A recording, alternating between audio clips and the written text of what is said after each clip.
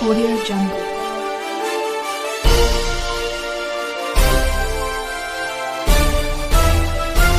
Audio Jungle.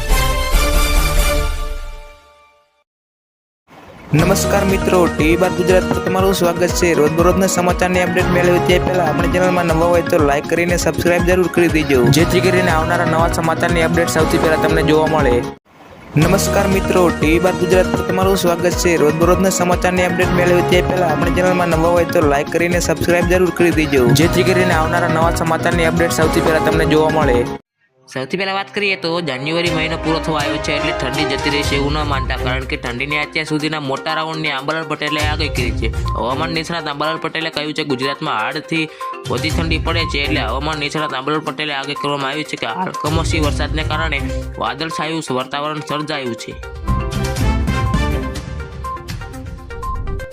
બીજી તરફ વાત કરીએ તો નવનીત બાલદિયાને મારવામાં ચકચારી કેસમાં મોટો વળાકાયો છે।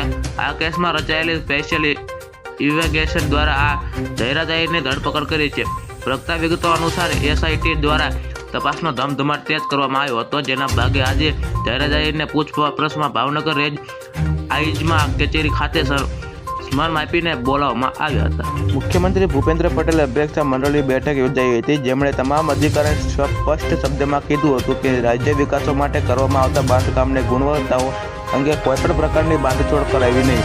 એવી જ રીતે મુખ્યમંત્રી અપેક્ષા ગ્રાન્ટ અને એવી વિકાસો કામો માટે અટકી રહ્યા છે હોવાની થયેલી રજૂઆતો ફરિયાદો અનુસાર તેમણે અધિકારીઓને સંભળાવી દીધું હતું કે જનતા હિતમાં વિકાસો માટે કામો ગ્રાન્ટ અપાવવામાં કોઈ પણ અટકાવવું નહીં।